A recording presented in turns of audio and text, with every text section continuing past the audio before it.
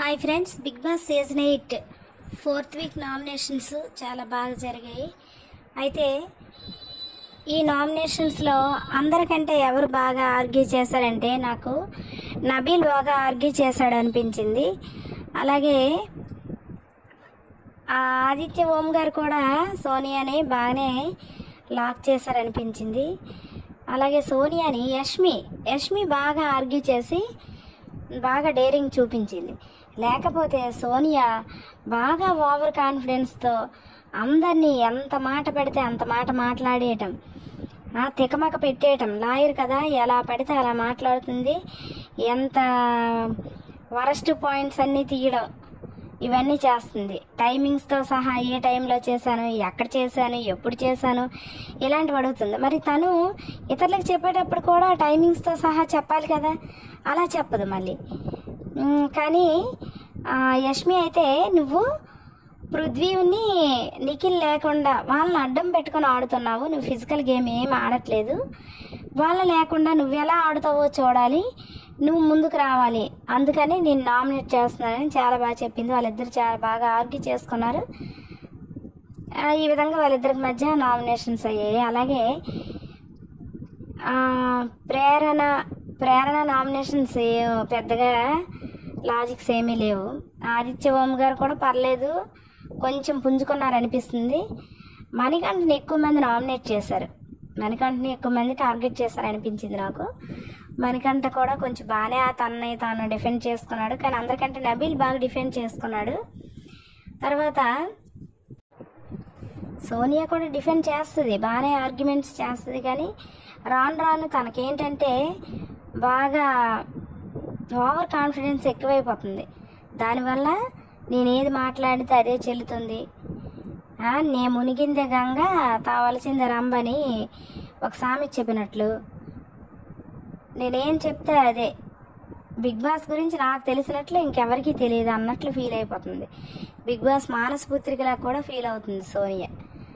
మరి ఈ వీక్ ఏమవుతుందో తెలియదు, కానీ అయితే ఎక్కువ నబీల్కి ఓటింగ్ ఎక్కువ పడుతుంది. అలాగే సోనియా కూడా బాగానే పడుతుంది ఓటింగ్. మరి పృథ్వీ గతసారి లిస్ట్లో ఉన్నాడు, మరి ఈసారి ఎలా ఉంటాడో. మరి ఆదిత్య ఓం గారు కూడా కొంచెం ఓటింగ్ తక్కువగానే పడుతుంది. ప్రేరణకి మామూలుగానే పడుతుంది. ఇప్పుడు అందరూ కూడా కొంచెం డేంజర్ జోన్లోనే ఉన్నట్లు అనిపిస్తుంది. విష్ణుప్రియ లాజిక్స్ ఏం బాగా తీయలేదు. విష్ణుప్రియ నామినేషన్స్ పెద్దగా బాగాలేవు. నైనిక కూడా చక్కగా ఆర్గ్యూ చేయలేకపోతుంది.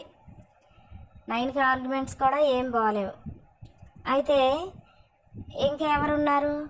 పృథ్వీ కూడా చక్కగా ఆర్గ్యుమెంట్ చేయలేకపోతున్నాడు, కానీ కొంచెం ఏదో అగ్రెషన్ చూపించి ఏవో తనకు తెలిసినట్లు తను డిఫెండ్ చేసుకుంటున్నాడు. నెక్స్ట్ ఇంకెవరున్నారు? యష్మి బాగా చేసింది, ప్రేరణ సరిగ్గా చేయలేదు, సీతు బాగానే ఆర్గ్యూ చేసింది. సీతు నామినేషన్స్ కూడా బాగానే ఉన్నాయి. అయితే ఇప్పుడు విషయం ఏంటంటే నామినేషన్ సంగతి ఉంచితే ఇప్పుడు నామినేషన్స్లో ఉన్న వాళ్ళు ఎవరు? నామినేషన్లో నాగమణికంట, పృథ్వీ, ఆదిత్య ఓం గారు, నెక్స్ట్ సోనియా, తర్వాత ప్రేరణ. లేడీస్లో సోనియా, ప్రేరణ మాత్రమే ఉన్నారు. జెంట్స్లో నబీల్ ఒకడున్నాడు. యష్మి కానీ, సీత కానీ, నైనిక కానీ నామినేషన్స్లో లేరు. అయితే నైనిక నామినేషన్స్లో లేకపోవడానికి కారణం ఏంటంటే చీఫ్గా ఉన్న నిఖిల్ని ఎవరినో ఒకరిని సేవ్ చేసే పవర్ నీకు ఇచ్చానంటే అందరం సోనియాని సేవ్ చేస్తాడేమో అనుకున్నాం, కానీ తన ఆట మార్చాడు నిఖిల్. తను నైనికాని సేవ్ చేశాడు. ఎందుకు చేసావంటే తనకి నామినేట్ చేసిన ప్రేరణ తాలూకా పెట్టిన పాయింట్స్ సరిగ్గా లేవు, బలంగా లేవు, అందుకని నైనికాని నేను సేవ్ చేస్తున్నానని సేవ్ చేశాడు. ప్రేరణ ఏదో వాదించిపోయింది, కానీ నిఖిల్ లాక్ చేస్తాడు. అక్కడతో ప్రేరణ ఆగిపోయింది. ప్రేరణ కూడా బిగ్ బాస్ని అభయ్ తిడుతున్నప్పుడు రెచ్చగొట్టి కేకలేసి గోల చేసి ఆపకుండా ఇంకా ఎంకరేజ్ చేసింది. ప్రేరణ కూడా చిన్నపిల్ల మనస్తత్వంతోనే ఉంటుంది హౌస్లో. బిగ్ బాస్ హౌస్కి వచ్చాననే విషయం కూడా మర్చిపోయింది ప్రేరణ కూడా. ఈ విధంగా ఉన్నాయండి నామినేషన్స్. ఇక మీరు ఎవరికి ఓటు వేస్తున్నారు ఈ వీక్? అనేది కామెంట్ రూపంలో చెప్పండి.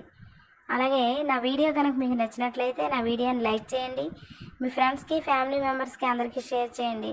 అలాగే నా ఛానల్ కనుక మీకు నచ్చినట్లయితే నా ఛానల్ని సబ్స్క్రైబ్ చేసుకోండి. Thank you friends, keep watching, bye bye.